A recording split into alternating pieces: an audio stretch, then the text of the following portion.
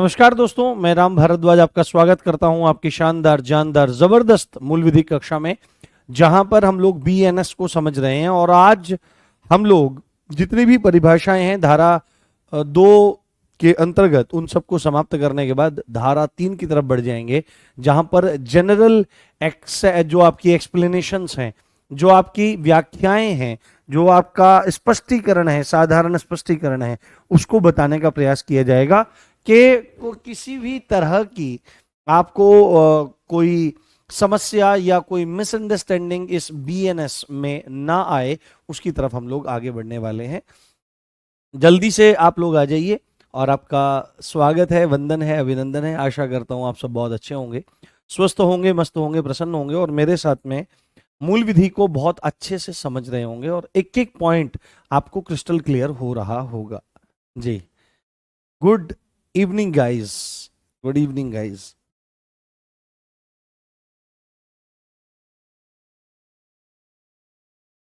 जी जी, बिल्कुल। सबके कमेंट्स में देख रहा हूँ, बस नाम नहीं ले पा रहा हूँ। हाँ जी, कैसे हैं आप सब? बढ़िया, चकाचक, कोई प्रॉब्लम तो नहीं? हम्म,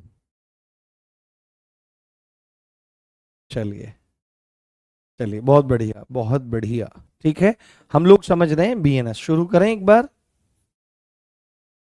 बीएनएस, बीएनएस स्टैंड्स फॉर भारतीय न्याय, भारतीय न्याय संहिता, भारतीय न्याय संहिता, भारतीय न्याय संहिता, भारतीय न्याय संहिता। हम्म, भारतीय न्याय संहिता। तो भारतीय न्याय संहिता के संदर्भ में यहां पर हमारी चर्चा होगी और यहां पर हम सारी सारी बातें करेंगे। चलिए, हो जाएगा कंप्लीट, किसी चिंता मत करो, सब चीजें हो जाएंगी। अच्छे चीजों को समझो, अच्छे से देखने का प्रयास करो, आपको खूब आनंद आएगा। देखो, लाइफ में चीजों को ना अब बस पूरा करने के पीछे जब हम रहते हैं, तो उस चीज को करने का जो प्रोसेस होता है उसका आनंद हम जीवन में नहीं ले पाते हैं। तो बस चीजों को कंप्लीट करने के बारे में मत सोचो, उस जर्नी का भी आनंद लो। देखो यहाँ पे कितनी सारी चीजें आपको सीखने के लिए मिलने वाली है। तो आप सबको बताएं, हम लोग धाराओं को समझ रहे हैं और धाराओं में भी परिभाषाओं को देख रहे हैं। परिभाषाओं में हमने लास्ट जो परिभाषा आपकी समझी है वो मूल्यवान प्रतिभूति की, यानी वैल्यूएबल सिक्योरिटी की समझी है। उसके बाद आपको यहां पर 232 सेक्शन 232, सेक्शन 232, सेक्शन 232 ये किस बारे में बात करती है? हालांकि वो बहुत ज्यादा इंपॉर्टेंट नहीं है, बट थोड़ा सा ध्यान रख लेना हमको जरूरी है। जलयान, जिसको वेसल कहा जाता है, क्या कहा जाता है? वेसल। जलयान की परिभाषा, जलयान की परिभाषा, जलयान की परिभाषा, जलयान की परिभाषा अगर आपसे पूछा जाएगा कि जलयान की परिभाषा कौन सी धारा में है, तो आपको सीधे ही बोल देना पड़ेगा जलयान की जो परिभाषा है वो सेक्शन 232 में दी गई है। हाँ हाँ हाँ, अगर आप बुक लिए हैं तो कोई दिक्कत वाली बात नहीं है, कोई समस्या वाली बात नहीं है। अगर आप उसी पे लिखना चाहो तो उसी पे लिख लो। मेन चीज है बस समझ में आनी चाहिए।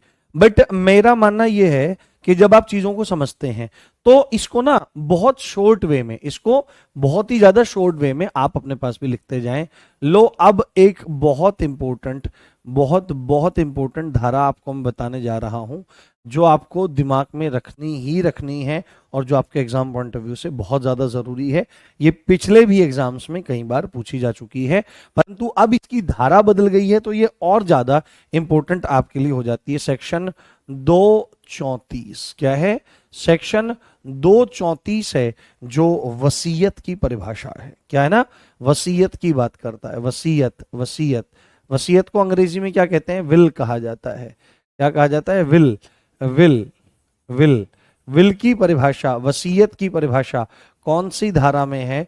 तो आपको बोलना पड़ेगा द डेफिनेशन ऑफ विल आपकी सेक्शन 234 में दी गई है।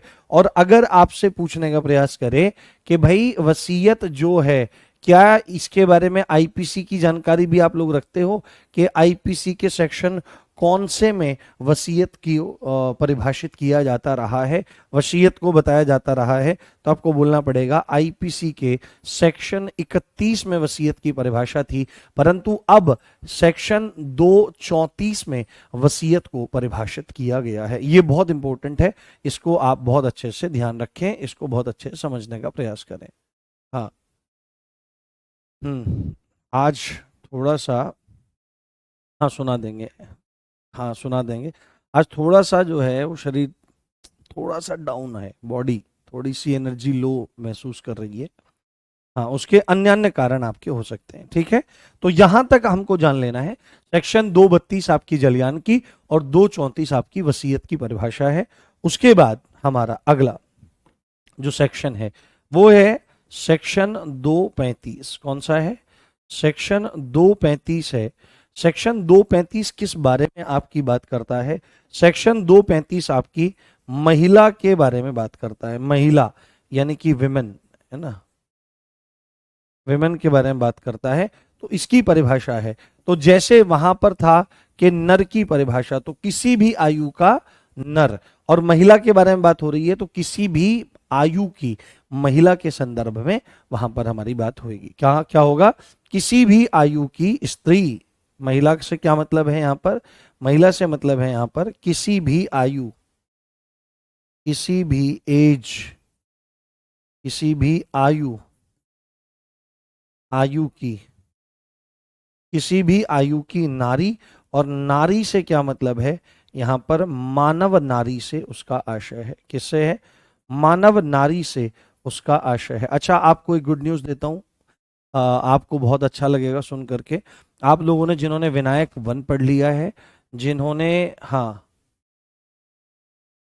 हाँ ठीक है, जिन्होंने विनायक 1 पढ़ लिया है, अब जिन्होंने विनायक 2.0 भी कंप्लीट कर लिया है, और जो अब प्रज्ञान बैच को पढ़ रहे हैं, ठीक है, या सीधे ही प्रज्ञान बैच को पढ़ रहे हैं, आप लोगों के लिए मंडे से, है ना, क्या है, है ना, मंडे से प्रैक्टिस सेट चलने वाले हैं यूपी पुलिस सब इंस्पेक्टर के, और मूल विधि का प्रैक्टिस सेट मैं चालू करने वाला हूं। अभी तक मतलब ये सूचना आ गई है, हो सकता है इसमें थोड़ा फेरबदल हो सकता है, परंतु ये चीज चालू होने वाली है। और अब मैं आपको इतनी जबरदस्त प्रैक्टिस करवाऊंगा रेगुलर बेसिस पर, और मैं कोशिश करूंगा कि वो प्रैक्टिस सेट लास्ट टाइम तक चलते रहें। बाकी मैनेजमेंट विल डिसाइड कि क्या करना है, कैसे करना है, बट उसमें मैं पहले टॉपिक वाइज चीजों को डिस्कस करूंगा। पहले हम टॉपिक वाइज, पहले हम एक्ट से क्वेश्चन डिस्कस करेंगे, एक दिन एक एक्ट, इस तरह से डिस्कस करेंगे। और उसके बाद फिर हम बाद में बीएनएसएस के क्वेश्चंस बना बना के मिलाऊंगा, जितने भी क्वेश्चंस हो सकते होंगे। आप उनके ना प्रॉपर ना नोट्स बनाना, उनकी पीडीएफ भी आपको मिलेगी, तो मौज आपकी उसमें आ जाएगी, ठीक है। तो यहां पर क्या चीज है? सेक्शन 232 जलयान की परिभाषा, 234 वसीयत की परिभाषा, 235 महिला की परिभाषा है, वुमेन की परिभाषा है। तो वुमेन से मतलब किसी भी आयु की, किसी भी आयु की नारी यानी मानव नारी से इसका आशय निकलता है। अगला अगला सेक्शन हमारा, अब देखो आप लोगों ने मेरे से क्या चीज पूछी थी, आप लोगों ने पूछा था सर सदोष अभिलाभ क्या होता है ना, क्या होता है? सदोष अभिलाभ क्या होता है? सदोष अभिलाभ और सदोष हानि, ये आपने पूछा था। तो सेक्शन 236 जो है ये सदोष लाभ की बात करता है। इसको सदोष लाभ आप कह सकते हो या अभिलाभ कह सकते हो। क्या कह सकते हो? अभिलाभ कह सकते हो। अंग्रेजी भाषा में इसको रॉन्गफुल गेन कहा जाता है। क्या कहते हैं इसको? अंग्रेजी भाषा में इसको रॉन्गफुल गेन कहा जाता है। रॉन्गफुल गेन कहा जाता है, रॉन्गफुल गेन इसको कहा जाता है। हाँ ठीक है, हाँ ओके, रॉन्गफुल गेन इसको कहा जाता है। तो ये चीज हम पीछे भी देख के आए थे बेईमानी में, कि भाई किसी का गलत तरीके से धोखाधड़ी करते हुए किसी का सदोष अभिलाभ उठा लेना। तो रॉन्गफुल गेन क्या होता है ना, सदोष लाभ या अभिलाभ क्या होता है? तो इसको ना आप 3 पॉइंट्स में ब्रेक कर लो, है ना, 3 पॉइंट्स में इसको ब्रेक कर लो। देखो मुझे कभी भी आदत नहीं रहती है कि मैं आपको बड़े बड़े पॉइंट्स लिखवाऊं। मेरा मन करता है कि मैं बड़े बड़े पैराग्राफ्स ना लिखवा करके चीज़ों को पॉइंट्स में ब्रेक कर लूं, जिससे चीज़ों को समझना आसान रहे। तो सदोष लाभ या अभिलाभ या रॉन्गफुल गेन किसको कहा जाता है? तो उसमें सबसे पहले एक चीज़ होनी चाहिए कि वह जो लाभ है वह गैर कानूनी ढंग से होना चाहिए। कैसे होना चाहिए? गैर कानूनी ढंग से। तो गैर कानूनी ढंग का क्या मतलब है? कहते कानून के खिलाफ, कानून के खिलाफ, कानून के खिलाफ काम करते हुए वह फायदा होना चाहिए। ठीक है, वह फायदा होना चाहिए गैर कानूनी ढंग से। ये सदोष अभिलाभ की परिभाषा यहां पर बताई जा रही है कि गैर कानूनी ढंग से होना चाहिए। सेकंड पॉइंट आपका क्या है? उसमें संपत्ति का लाभ होना चाहिए। ये पूरे के पूरे एक्ट को क्या कहा जा रहा है? उसमें संपत्ति का लाभ होना चाहिए, संपत्ति का लाभ होना चाहिए, यानी gain of property, gain of property, gain of property, किसी व्यक्ति को गेन ऑफ प्रॉपर्टी होनी चाहिए। ठीक है, किसी व्यक्ति को गैर कानूनी ढंग से संपत्ति का लाभ होवे, और जिस व्यक्ति को लाभ हो रहा है वह उस संपत्ति का कानूनी हकदार नहीं होना चाहिए। ये तीनों पॉइंट जहां पर ऐड हो जाते हैं तो वहां पर लाभ लेना सदोष लाभ लेने की तरफ आ जाएगा, गलत तरीके से फायदा उठाना। सदोष लाभ का सीधा सीधा मतलब है गलत तरीके से फायदा उठाना, गलत तरीके से है ना फायदा उठाना, गलत तरीके से फायदा उठाना। यही तो बात यहां पर बोली जा रही है। सदोष अभिलाभ में गलत तरीके से फायदा उठाना, तो गलत तरीका मतलब क्या? कानूनी, गैर कानूनी ढंग से होगा क्या? संपत्ति का लाभ होगा। और लाभ किसे होगा?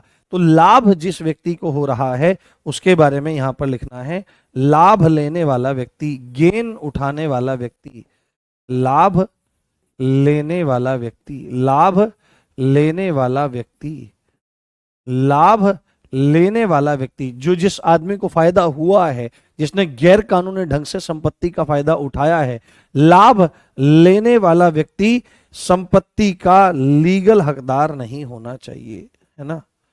संपत्ति का लीगल हकदार नहीं होना चाहिए, है ना? नहीं होना चाहिए। अगर ये तीन पॉइंट एक साथ आपके मिल जावें तो ये तीन पॉइंट मिला करके सदोष लाभ या अभिलाभ को तैयार कर लेते हैं और रॉन्गफुल गेन को तैयार कर लेते हैं। बोलो समझ में आया क्या, या दोबारा बताने का प्रयास करूं? हाँ। हम्म। हाँ, टाइमिंग 7 बजे के आसपास रह सकता है। हम्म।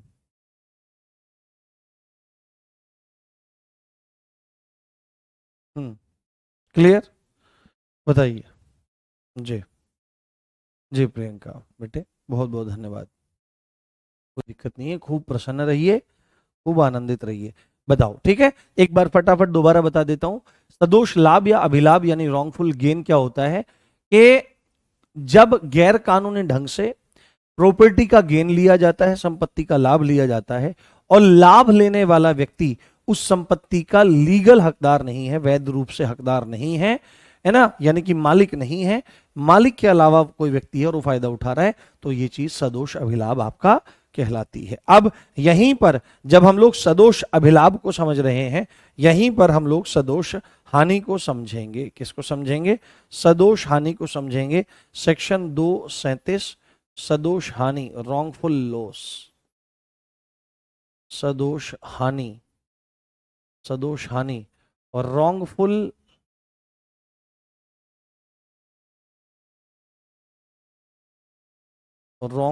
लॉस, रॉन्गफुल लॉस की परिभाषा, रॉन्गफुल लॉस की परिभाषा। अब बताओ इसमें क्या होना चाहिए?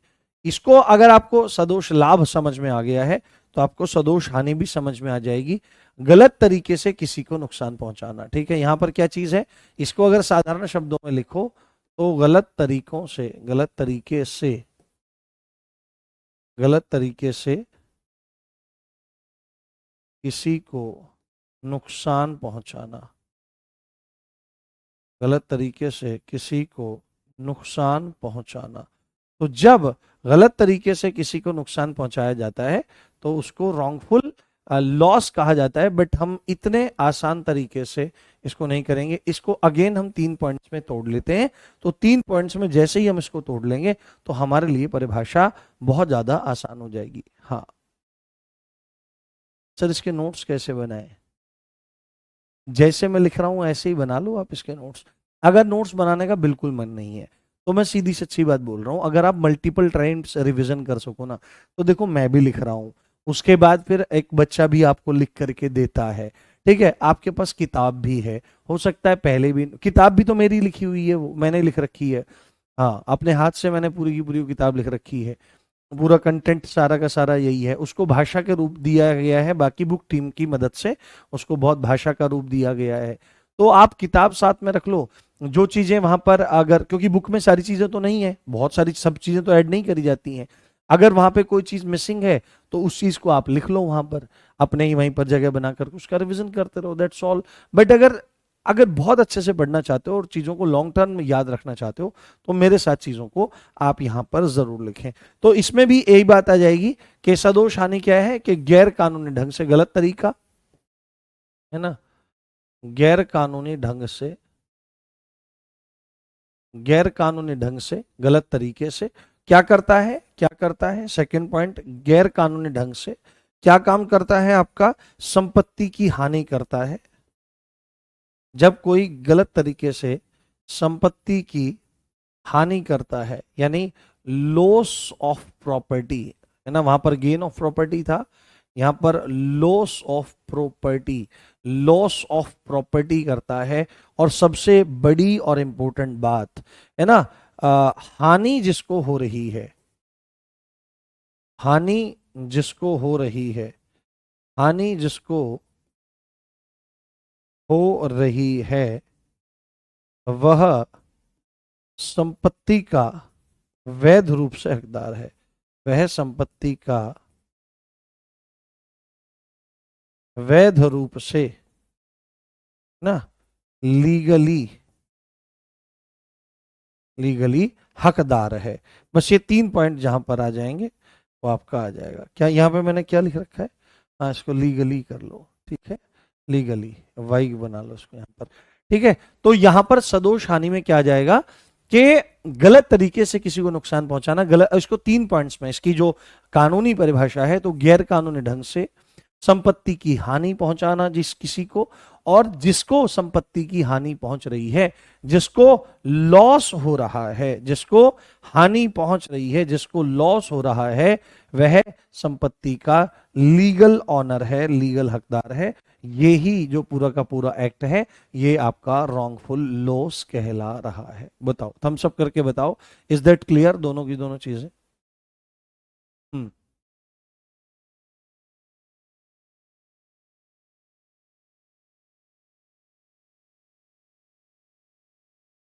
हाँ ऋतुराज, हाँ ऋतुराज राय, हाँ, जो धाराएं उसमें ऐड नहीं थी उस पर भी मैं काम कर रहा हूँ, एक दो चीजें और उसमें मतलब सुधार करनी है मुझे, तो मैं सोच रहा हूँ एक ही साथ सारी की सारी चीजें आपको दे दी जाए।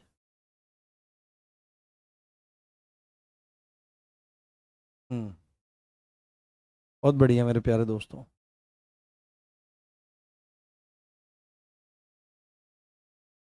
हम्म। बहुत शानदार। चलिए, बस समझते जाइए, सब चीजें याद होती चली जाएंगी, कोई दिक्कत वाली बात नहीं है।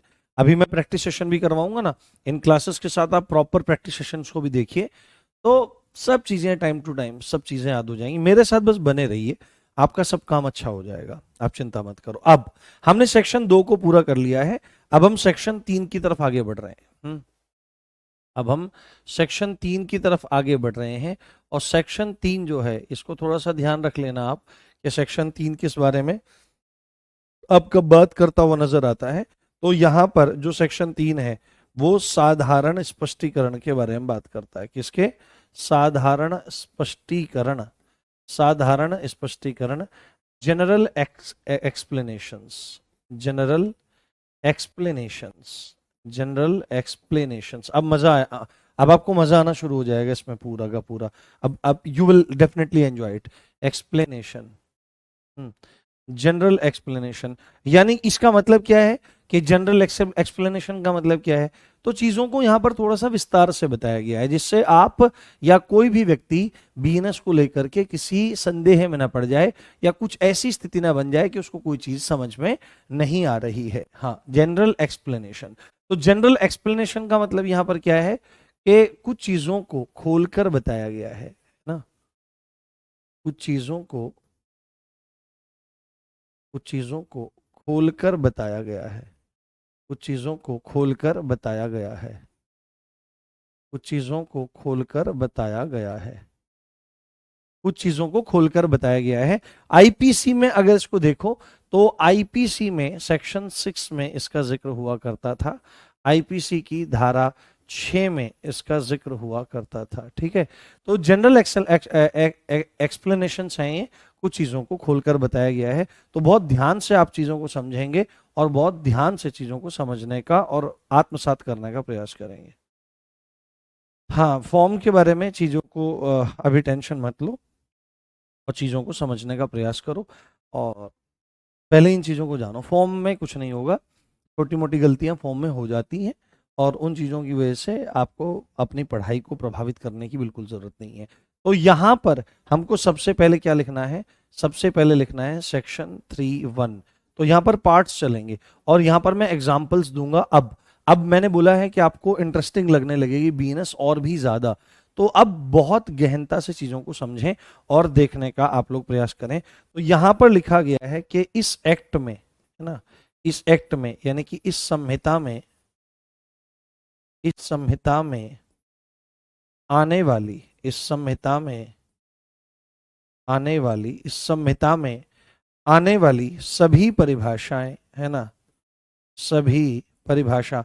तो इसमें बीएनएस में एक्चुअली में है क्या, तो अपराधों की परिभाषाएं तो हैं, अपराधों की डेफिनेशंस तो हैं कि कौन सा एक्ट कौन सा अपराध कहलाएगा, कौन सा काम क्या अपराध कहलाएगा, यही चीजें तो बताई जा रही हैं और उनके पनिशमेंट बताए जा रहे हैं। इसके अलावा क्या चीज बताई जा रही है, कुछ भी नहीं यहां पर। तो सभी परिभाषाओं को, सभी परिभाषाओं को साधारण अपवाद, यहां पर ही बात बता दी गई है, साधारण अपवाद, साधारण अपवाद, साधारण अपवाद, है ना, जनरल एक्सेप्शंस, जनरल एक्सेप्शंस, है ना, जो क्या है, जो अध्याय 3 आएगा आगे, जो आगे अध्याय यानी कि चैप्टर 3 आएगा, चैप्टर 3 के, है ना, चैप्टर 3 के अधीन माना जाएगा, अधीन माना जाएगा। बहुत गंभीरता से इसको समझेंगे और बहुत गंभीरता से इसको जानेंगे। ठीक है, अब ये पॉइंट आप अच्छे से समझो। यहां पर सेक्शन 3 क्या बोल रहा है कि जनरल एक्सप्लेनेशन में आपको दे रहा हूं, आपको कुछ ना मोटी मोटी बातें मैं समझाने का प्रयास कर रहा हूं, आप ध्यान से सुनो। और उसी के सेक्शन 3 के पार्ट 1 में ये बात बोली गई है, ये बात बोली गई है कि भाई ये जो पूरा का पूरा एक्ट है, जो ये पूरा का पूरा आपका बीएनएस है, ये जो आपका पूरा का पूरा बीएनएस है, एक्चुअली में बीएनएस क्या कर रहा है, ये बीएनएस अपराधों की परिभाषा ही तो बता रहा है कि अपराधों की क्या बता रहा है, अपराधों की डेफिनेशंस बता रहा है ना, अपराधों की डेफिनेशंस बता रहा है। साथ में ये क्या काम कर रहा है, उन अपराधों का पनिशमेंट बता रहा है, दो ही तो काम कर रहा है, अपराधों का दंड बता रहा है।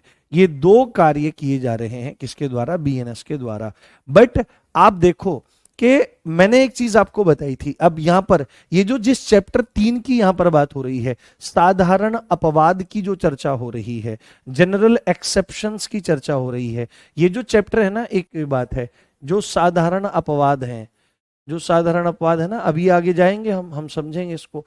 तो इस चैप्टर को ना साधारण भाषा में बचाव कहा जाता है। क्या कहते हैं, बचाव कहा जाता है, इसको साधारण भाषा में छूट कहा जाता है। ये बात आपको बहुत अच्छे से ध्यान रखनी है। देखो अब यहां पर क्या बात बोली जा रही है, देखो दो कंडीशन हम लोग लेते हैं और दो कंडीशन ये मैं तीसरी बार आपको बताने का प्रयास कर रहा हूं। कमेंट्स रोक दो, बिल्कुल समझने पे ध्यान दो। जैसे दो कंडीशन है और दोनों में किसी आदमी की मृत्यु होती है, ठीक है, किसी आदमी की मृत्यु होती है। पहली कंडीशन क्या है कि जिस आदमी की डेथ हुई है उस आदमी को प्रॉपर प्लानिंग करके, है ना, प्रॉपर क्रिमिनल माइंडसेट के साथ में टारगेट करके और मारा गया है। और दूसरा आदमी एक्सीडेंटली मर गया है, उसको जो चोट लगी या कुछ भी हुआ उसमें कोई भी प्रायर प्लानिंग नहीं थी, ना ही क्रिमिनल इंटेंशन थी। तो एक बात बताओ, पहले वाले केस में जहां पर आदमी को मारा गया है विद प्लानिंग, विद पूरा का पूरा हथियार, विद क्रिमिनल इंटेंशन, पूरा दुराशय है, सब चीज है, तो वहां पर भी आदमी मरा है, तो उन लोगों को तो दंड मिलेगा, हत्या की सजा मिलेगी। ये दूसरे वाला जो केस है, ये दूसरे वाला जो केस है जहां पे कोई इंटेंशन ही नहीं है, नॉर्मली मान लिया कि कोई आदमी कुल्हाड़ी से अपनी लकड़ियां काट रहा है, उसका उसका कुल्हाड़ी का जो ऊपर लोहे वाला भाग होता है, हल जो एक्स होती है, मेन एक्स होती है, वो निकली और किसी के सिर में जाके गड़ गई और आदमी ऑन द स्पॉट खत्म हो गया। तो दूसरे वाली कंडीशन में भी आदमी मरा, तो क्या दूसरे वाली कंडीशन में भी उस आदमी को हत्या का दोषी बनाते हुए जेल में डाला जाएगा या उसको मृत्युदंड दिया जाएगा? यस और नो बताओ, बताओ यस और नो। जब मैं पूछूं तब बताने का प्रयास करना है, यस और नो दूसरे वाली कंडीशन में। हम्म, वो इसका कोई इशू नहीं है, वो चालू है। नो, नहीं ना, बिल्कुल सही बात है, नहीं। क्यों नहीं? क्योंकि क्रिमिनल माइंडसेट नहीं है, और ये जो क्रिमिनल माइंडसेट नहीं है, ये ही, और क्रिमिनल माइंडसेट नहीं होने के कारण ही वो जो दूसरे वाला केस है, मरा तो आदमी पहले में भी मरा, दूसरे में भी, है ना, डेथ तो दोनों में हुई, बट पहले वाली में विद क्रिमिनल इंटेंशन और पूरी प्लानिंग के साथ हुई, तो पहले वाला तो अपराध कहलाया जाएगा, है ना, उस अपराध की परिभाषा इस बीएनएस में दी गई है। बट दूसरे वाले में भी आदमी मरा, डेथ हुई आदमी की, बट क्या चीज है, वहां पर कोई प्रायर प्लानिंग और कोई भी क्रिमिनल इंटेंशन नहीं था।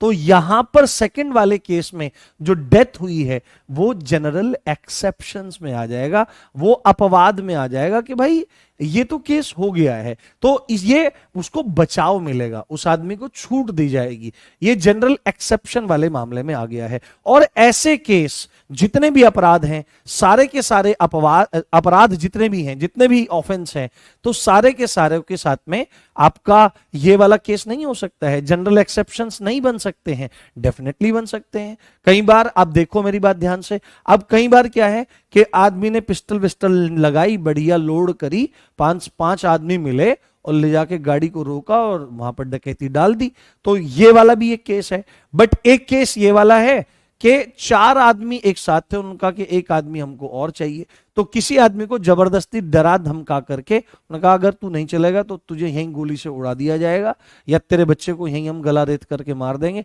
तुझे हमारे साथ डकैती में चलना पड़ेगा, मजबूरन वो गया। तो पहले वाले केस में जहां पांचों लोगों का क्रिमिनल इंटेंशन है और वो डकैती डाल रहे हैं, तो उनको डकैती का दंड मिलेगा। बट सेकंड वाले केस में जहां पर किसी को डरा धमका करके ले जाया जा रहा है और वो डकैती में सम्मिलित हो जाता है, तो क्या उसको दंड मिलना चाहिए?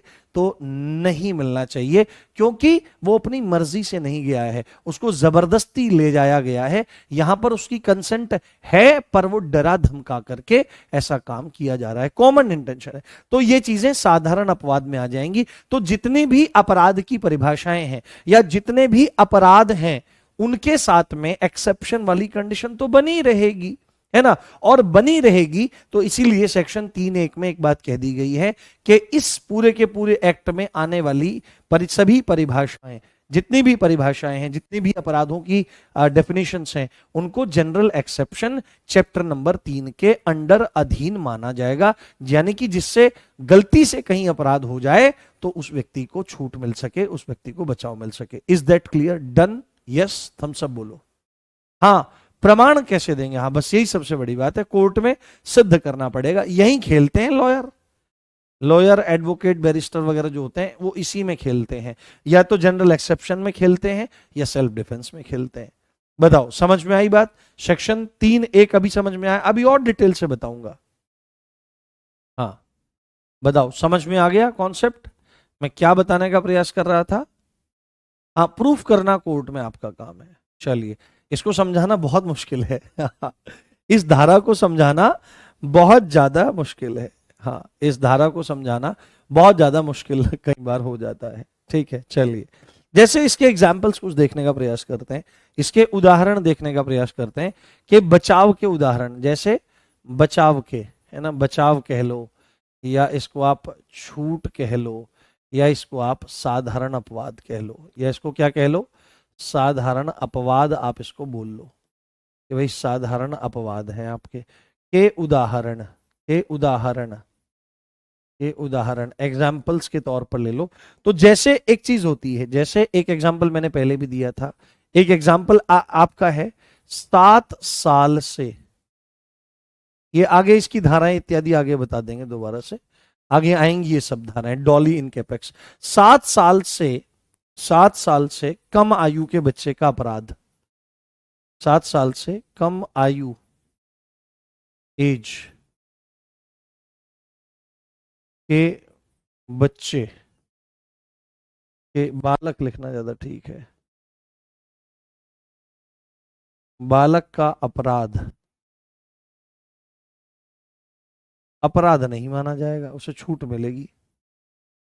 अपराध नहीं माना जाएगा, अपराध नहीं माना जाएगा। क्यों नहीं माना जाएगा, क्यों नहीं माना जाएगा? क्योंकि लॉ इस बात को मानता है कि 7 साल से कम आयु का जो बच्चा है उसके संदर्भ में कहा जाता है डॉली इन कैपेक्स। क्या कहा जाता है? डॉली इन कैपेक्स। ये एक टेक्निकल टर्म है जिसका मतलब है अपराध करने में अक्षम, अपराध करने में अक्षम, अपराध करने में अक्षम, अपराध करने में ये अक्षम है, अक्षम है, कर ही नहीं सकता। आप बोलोगे सर 7 साल से छोटा बच्चा अपराध कैसे नहीं कर सकता है?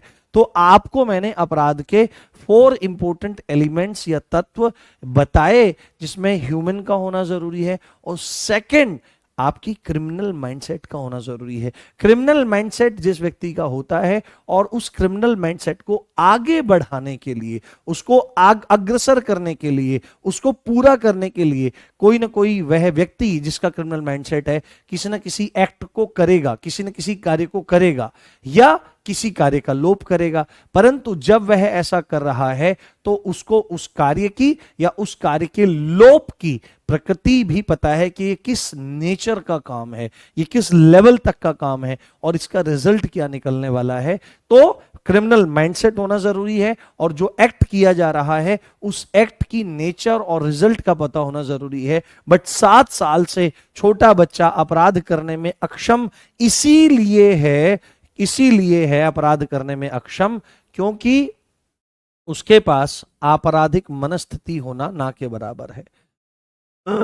आपराधिक मनस्थिति, मनस्थिति, आपराधिक मनस्थिति नहीं हो सकती, नहीं हो सकती। साथ में, साथ में जो एक्ट उसके द्वारा किया जाएगा उसकी प्रकृति और उसका परिणाम, रिजल्ट वह नहीं जानता है ना, वह नहीं जानता है, तो इसलिए वह अपराधी नहीं माना जाएगा। और यदि उसके द्वारा कोई अपराध बन भी जाता है तो सपोज करो कि आप दरोगा बन गए, मैं ये एग्जांपल देता हूं, और आपको बहुत सारे लोगों को वो होता है, पता नहीं, मैं समझ नहीं पाता हूं ये मतलब ऐसा क्यों होता है कि वो लाइसेंसी हथियार ले लेते हैं, पिस्टल ले लेते हैं, रिवॉल्वर ले लेते हैं। तो वैसे जैसे हम जैसे साधारण लोग हैं जो बिल्कुल जमीन से जुड़े हुए हैं, तो हम लोग कहीं जाते हैं तो हम लोग ऐसे चलते हैं, नॉर्मली चलते हैं, थोड़ा सा इधर उधर, थोड़ी चाल ढाल अलग हो सकती है, बट हाँ थोड़ी चाल ढाल अलग अलग अलग हो सकती है। बट जिसके पास लाइसेंसी हथियार वगैरह होते हैं वो क्या काम करते हैं, और हमारी जैसे ये जैसे दिख रही है आपको, ये मेरी टी शर्ट है, तो ये टी शर्ट नॉर्मली रहेगी, बेल्ट बेल्ट इसके अंदर छुपी रहेगी। बट जिसके वो लगी रहती है ना, पिस्टल वगैरह लगी रहती है, वो यहाँ पे उस बेल्ट में ऐसे करके डालता है और इस टी शर्ट को ऐसे फोल्ड करके उसके अंदर ऐसे करता है, और कंधों को ऐसे करके कुछ कुछ ऐसे चलते हैं वो ऐसे ले ले करके। अरे भाई क्या चीज है, उससे खतरनाक चीज तो सबके पास यहाँ पे है। सारा खेल यहाँ का है, mindset is the hero, mindset is the hero, will power is the will power, will power है ना वही चीज है। विल पावर ही सब कुछ चीज है। हीरो एक्चुअली में कौन है? आपका माइंड, आपकी सशक्त शक्तियां, आपके विचार हीरो हैं। ऐसे चलने से कुछ नहीं होता है। ऐसा लगता है भाई सब कुछ जा रहा है बेवकूफ आदमी कि गैंगस्टर वाइब, तो गैंगस्टर थोड़ी बनाना है हमको। समाज में गैंगस्टर नहीं चाहिए, हमको समाज में चाहिए गुड ह्यूमन बीइंग। हमको अच्छे इंसान चाहिए जो दूसरों की भावनाओं को, दर्द को समझते हो, राष्ट्र के प्रति अपने कर्तव्यों को समझते हो। हमको ऐसे लोगों का निर्माण करना है। We don't want gangsters in our society. ठीक है, ये बात इंपॉर्टेंट है। तो जैसे अब दरोगा बन जाते हैं, बहुत सारे कांस्टेबल भी ऐसे होते हैं, उनको कुछ स्पेशल अथॉरिटी रहती होगी, पिस्टल वगैरह लगा के चलते हैं, तो वो पिस्टल पे ही पूरी अकड़ रहती है। तो अकड़ नहीं होनी चाहिए, क्योंकि किसी ने बहुत खूब लिखा है कि जरा न खुदी रघुनाथ के मन न सुहाती, जाके ही अभिमान है ताकि तोरत छाती। जो कोई अपने आप को कितना बड़ा शहंशाह समझता हो, अपने आप को बहुत बड़ा अहंकारी समझता हो। अहंकार कितनी चीजों का होता है? धन का अहंकार होता है, और रूप का भी अहंकार होता है। लड़कियों में रूप का बड़ा अहंकार होता है। लड़कों में भी कोई होते हैं तो रूप का बड़ा, हम तो बड़े सुंदर हैं। तो उस रूप के अहंकार से कुछ होता नहीं है, केवल और केवल शारीरिक भोग वासनाओं में ही वो चला जाता है। दिस इज फैक्ट, इस बात को ध्यान रखना। जो रूप का होता है, धन का होता है, विद्या का होता है, पद का होता है, प्रतिष्ठा का अहंकार होता है, तो जिसके ही अभिमान है, जिसकी छाती में अभिमान होता है ना, उसकी छाती तोड़ी जाती है सबसे पहले। इस बात का ध्यान रखना। तो अहंकार कभी नहीं होना चाहिए। तो जैसे पिस्टल लगा करके आपने रख दिया अपने घर में, आपका छोटा बच्चा है 5 साल का, वो उसने कार्टून वगैरह में कहीं पर देख लिया होगा, कार्टून वगैरह में कहीं पर देख लिया होगा कि ऐसे चलाते हैं तो आदमी मर जाता है। तो उसको पता नहीं, उसको ये पता है आदमी मर जाता है। तो आपने पिस्टल घर में रख रखी, आप दरोगा जी बन गए, आपका बेटा है, उन्हें पापा आज तो मैं आपको मारूंगा। आपने सोचा कि लोड वोड तो है नहीं, और इससे क्या चलेगी, टाइट ट्रिगर है। उसने करा डिस्ट्यूम, तो पापा पड़ जाएगा, तेरा वाला हो, ऐसे गिरे पिताजी जा करके, अब पिताजी डेड।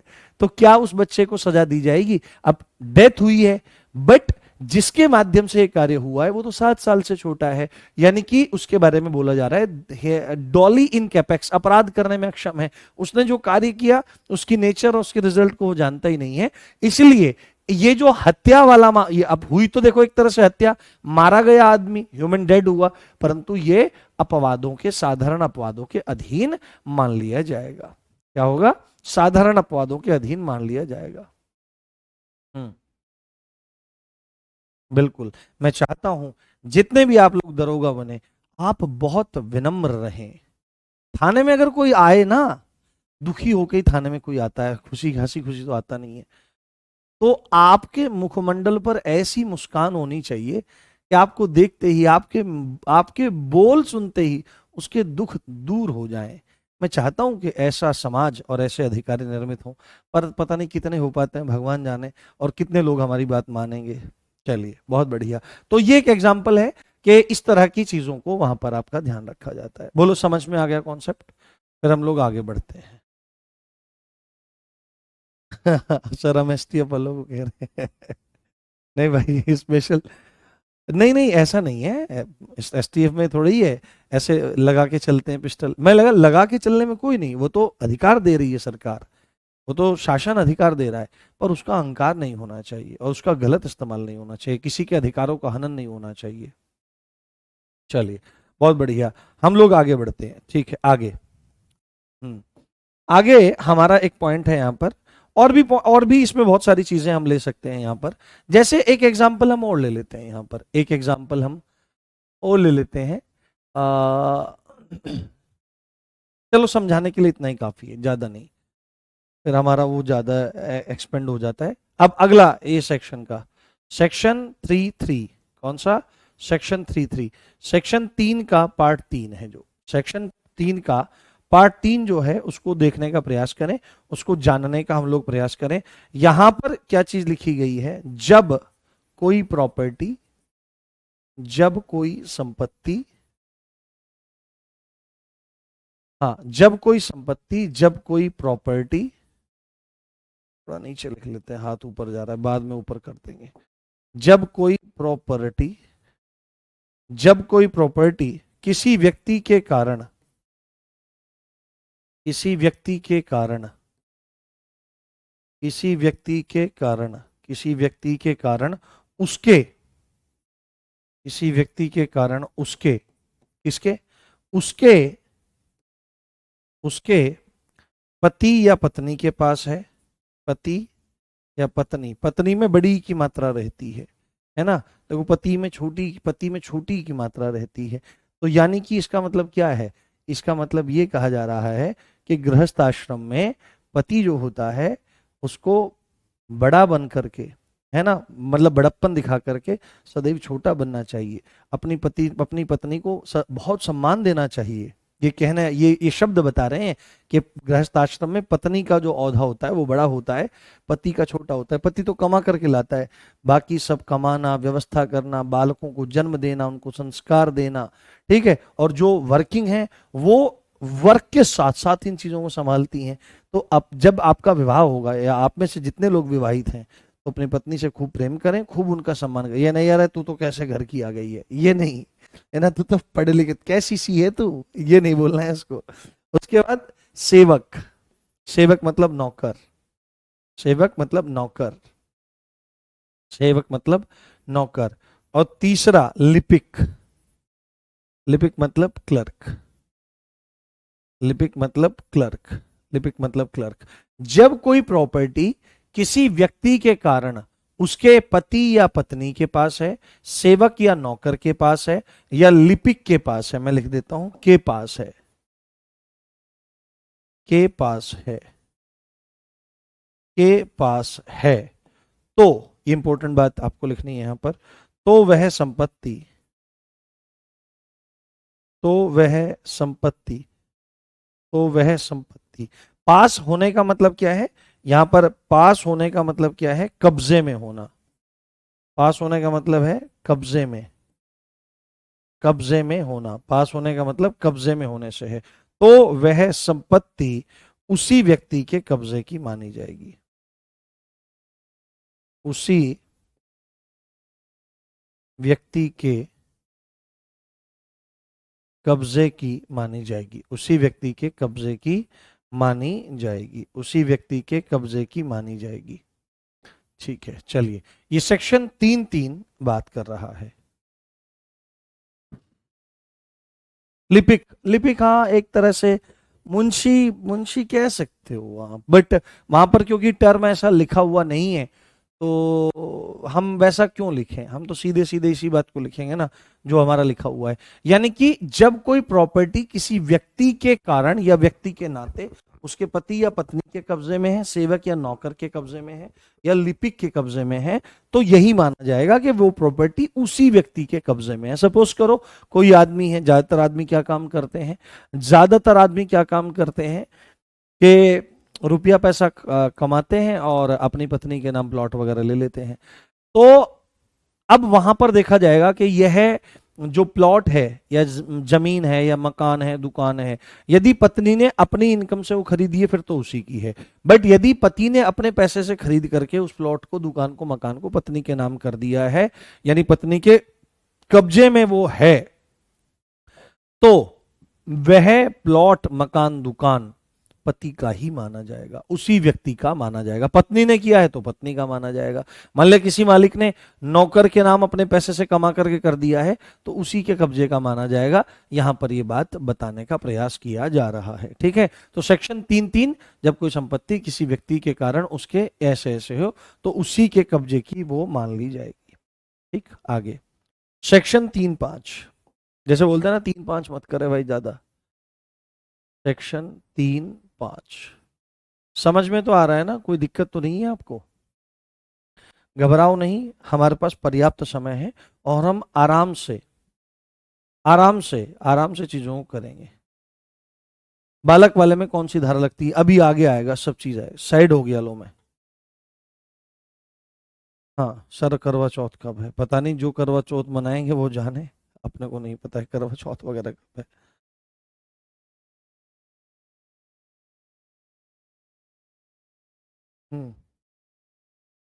बहुत इंपॉर्टेंट सर, पहले भी ऐसा ऐसा था सर, हाँ लगभग ऐसा ही था, पहले भी धाराओं में लगभग ऐसा ही था।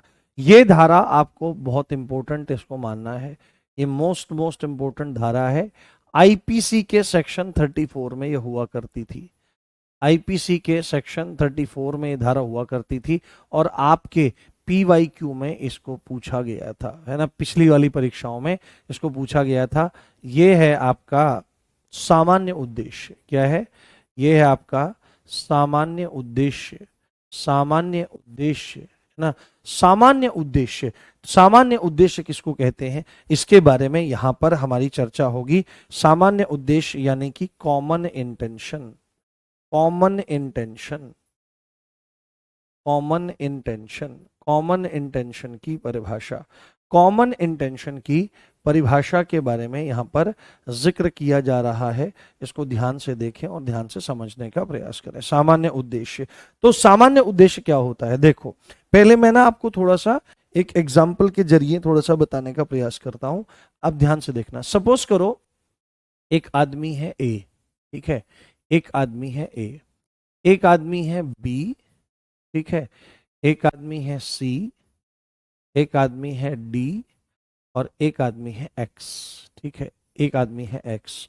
ये चार आदमी हैं और ये चारों आदमी, है ना, ये चारों के चारों आदमी इस ए से, है ना, शत्रुता रखते हैं, ठीक है, शत्रुता रखते हैं। ये चारों के चारों क्या मानते हैं? ये चारों के चारों शत्रु मानते हैं ए को, शत्रु मानते हैं, शत्रु मानते हैं किसको? ए को।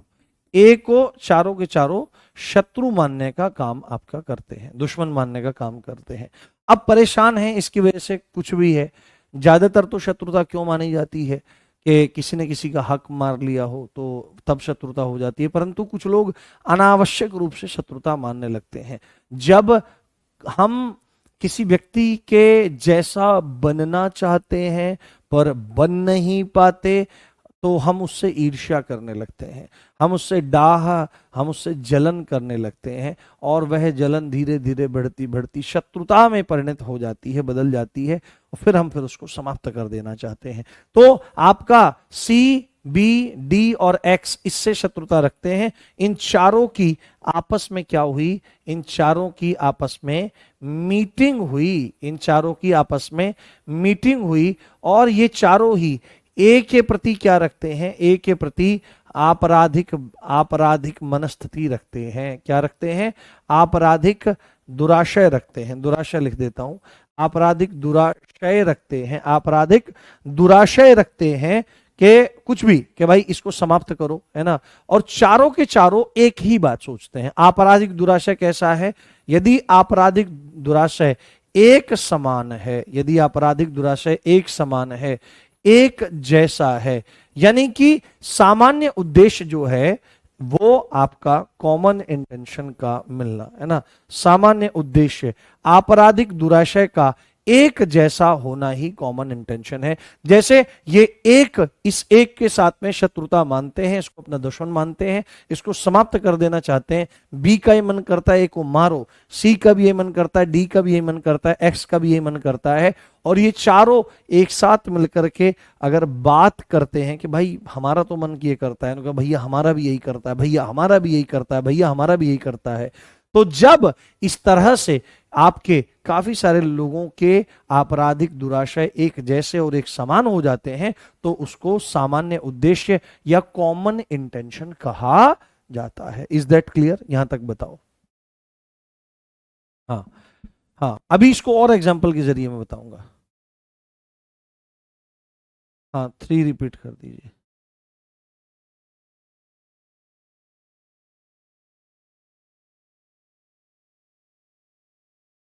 हाँ, सब सब अच्छा हो जाएगा, बस धैर्य से समझने का प्रयास करते रहिए। बहुत अच्छे से आपको सारी की सारी चीजें समझ में आएंगी।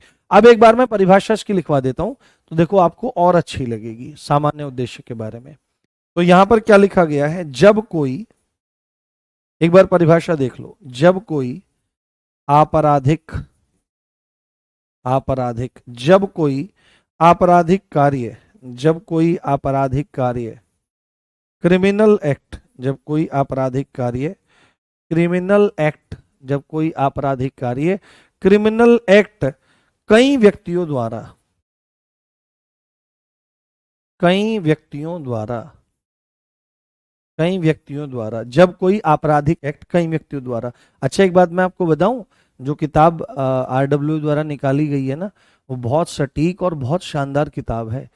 बाकी देखो मैं आपको बात बताऊं, बाकी से तो बाकी सब पुस्तकों से मतलब वो नहीं कर रहा हूं, मैं किना नहीं कर रहा हूं या भाई किताबें खराब है ना, पर मैं आपको मतलब ये विश्वास दिलाता हूं कि जितनी चीजों की आपको जरूरत है और जिस तरह से बाकी आप जल्दी से मतलब किताबों को उठा करके देखो, अन्य अन्य पुस्तकों को भी अगर आप अगर उठा करके देखोगे तो उसमें क्या किया गया है कि पूरी की पूरी आईपीसी भी लिख दी गई है, पूरे के पूरे सारे सेक्शन लिख दिए गए हैं एक तरफा, ऐसे ही पूरी सीआरपीसी लिख दी गई है, ऐसे ही फिर उन्होंने बीएनएस को भी एक तरफा लिख दिया है, बीएनएस को भी कोई एक्सप्लेनेशन नहीं, कहीं कहीं पर छुटपुट एक्सप्लेनेशन कुछ है तो है, बाकी नहीं की गई है। जबकि आप आरडब्ल्यूए की बुक को देखोगे तो बहुत अच्छी एक्सप्लेनेशन वहां पर दी गई है, क्योंकि उसको लिखा गया है। बाकी एडिटर्स ने बस किताब निकालने के लिए किताब को बाहर निकाल दिया है कि ठीक है हमारी बिक जाएगी, बट जिस तरह से एक्सप्लेन मैंने किया है वहां पर और हमारी पूरी टीम ने किया है, वो आप जल्दी से व्याख्या दूसरी जगह नहीं देखेंगे, और सचित्र उसको बनाया गया है और 4 कलर में बनाया गया है, जिससे आप जरा सी भी दिक्कत ना माने। तो उस किताब को आप प्रेफर करें और नाम मात्र के मूल्य में वो पुस्तक आपको मिल जाएगी, कहीं भी लोकल मार्केट से भी आप ले सकते हैं। तो जब कोई आपराधिक कार्य कई व्यक्तियों द्वारा अपने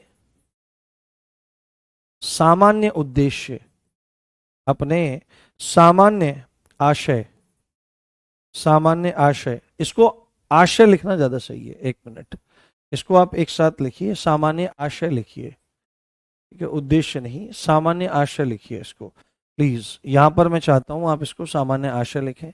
ये मेरी ही त्रुटि है, क्या करूं, मैं बूढ़ा हो गया हूं, हाँ, तो बुढ़ापे में चीजें याद नहीं रहती उतनी। तो सामान्य उद्देश्य नहीं, सामान्य आशय, कॉमन इंटेंशन।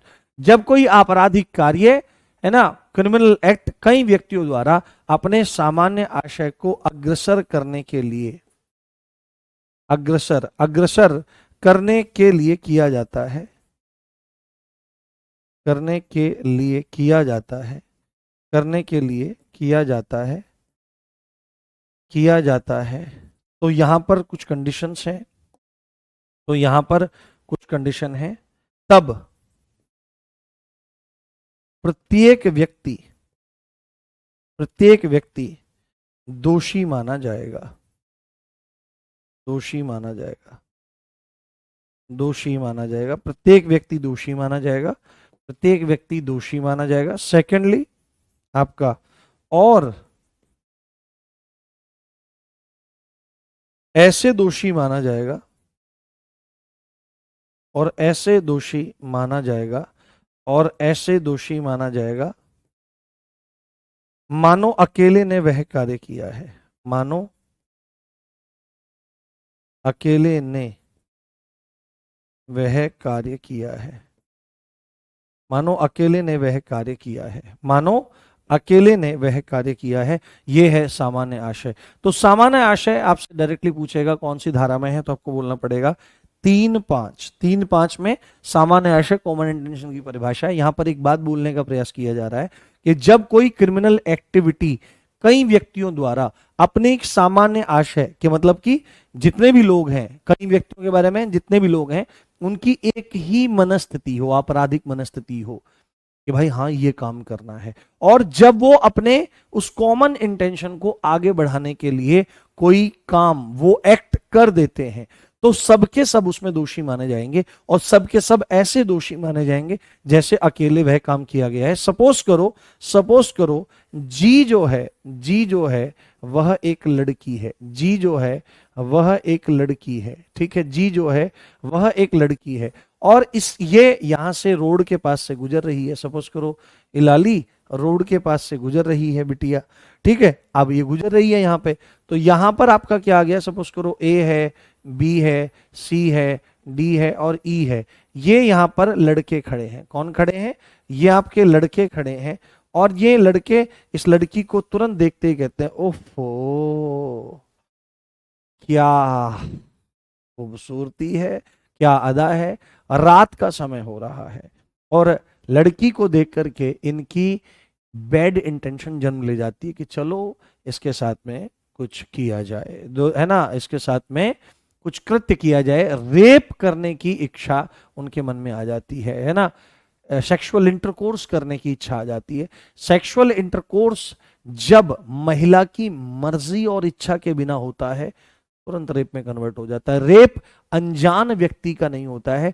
यदि आप किसी के साथ में रह रहे हैं, है ना, पार्टनर है, गर्लफ्रेंड है, कोई भी महिला मित्र है, और अगर आपने सेक्सुअल इंटेंशन जाहिर की और उन्होंने कहा नो, और फिर भी आपने वहां पर अटेम्प्ट किया और करने की कोशिश की या कर दिया, तो वो भी रेप कहलाता है। तो यहां पर क्या हुआ, A B C D E, ये लड़के हैं, ये लड़के इस लड़की के पास जाते हैं, इसको घेर लेते हैं। अब जैसे ये जी बिचारी है, अब सपोज करो ये इसका एक हाथ है, ये इसका एक हाथ है, ये इसका पैर है, ये इसका पैर है, तो सपोज करो इन सबकी क्रिमिनल, ये जो लड़के हैं, 5 लड़के हैं मान लिया, तो इनका सामान्य आशय क्या बन गया, इनका सामान्य आशय बन गया, इनका सामान्य आशय बन गया कि भाई क्या करना है, सेक्सुअल इंटरकोर्स करना है इसके साथ में, ठीक है, सेक्सुअल इंटरकोर्स करना है, और वो सेक्सुअल इंटरकोर्स जो है वो रेप में कन्वर्ट हो जाएगा। तो सपोज करो पांचों के पांचों की यही एक कॉमन इंटेंशन है, एक ने एक हाथ पकड़ लिया, दूसरे ने दूसरा हाथ पकड़ लिया, तीसरे ने एक पैर पकड़ लिया, और चौथे ने एक पैर पकड़ लिया, और ई जो है वो यहां पर अपराध को जन्म दे रहा है, वो अपराध कर रहा है यहां पर। अब ए ने कुछ नहीं किया, सपोज को, अब हो सकता है बारी बारी से सब लोग करें, बट अगर खाली ये ए कर रहा है ना, ये ए ने ये पकड़ रखा है, बी ने हाथ पकड़ रखा है, सी ने पकड़ रखा है, डी, और केवल ई ने कर रखा है, और अपराध हो गया, सपोज करो रेप हो गया, तो मान लिया पांचों पकड़े गए, तो ई को तो रेप की सजा मिलेगी ही मिलेगी। अब यहां पर सपोज करो ए कहने लगे कि सर मैंने तो हाथ पकड़ रखा था, बी कहेगा सर मैंने भी हाथ पकड़ रखा था, ये डी कहेगा मैंने पैर पकड़ रखा था, सी कहेगा मैंने ये वाला पैर पकड़ रखा था, सर अपराध तो ई ने किया है।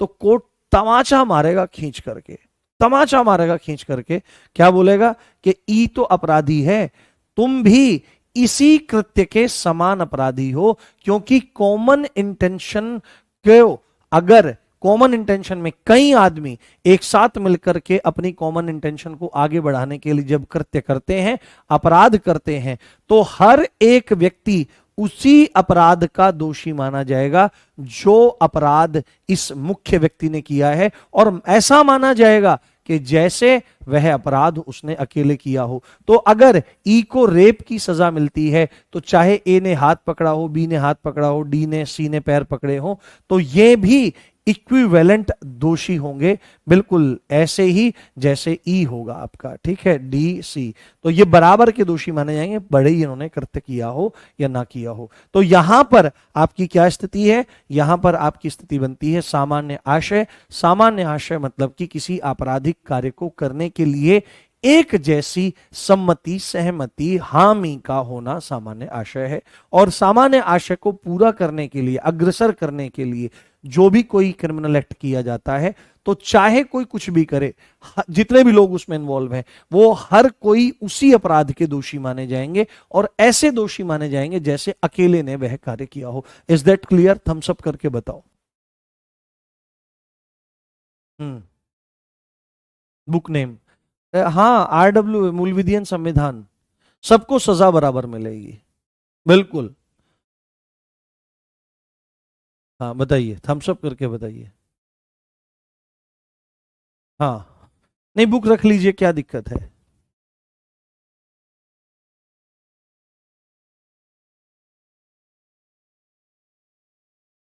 हम्म, बहुत बढ़िया। बस देखो, देखो, पढ़ाने में ना समय लगता है, चीजों को समझाने में समय लगता है।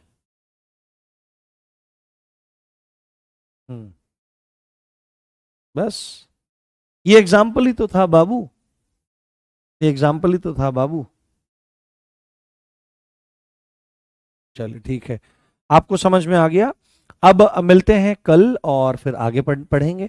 अभी जब हमारे क्वेश्चन भी आएंगे तो क्वेश्चन उसमें मतलब क्वेश्चन प्रैक्टिस करवाऊंगा, पहले मैं पूरी की पूरी अवधारणा को आपको क्लियर कर दूं। जी ठीक है, मिलते हैं कल इसी अच्छी बात के साथ। आप देख रहे थे मुझे, मेरा नाम है राम भारद्वाज, भूलिएगा नहीं। जल्दी ही हम लोग प्रैक्टिस सेशन को भी शुरू करने वाले हैं, आपको उसमें बहुत मजा आएगा।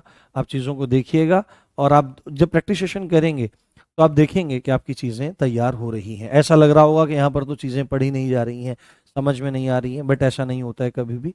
जब पढ़ाने का प्रयास एक शिक्षक के रूप में खड़ा व्यक्ति दिल से करता है तो चीज़ें पूरी होती हैं। इसी अच्छी बात के साथ आप देख रहे थे मुझे। मिलते हैं कल। जय हिंद, जय Bharat, love you all guys, bye.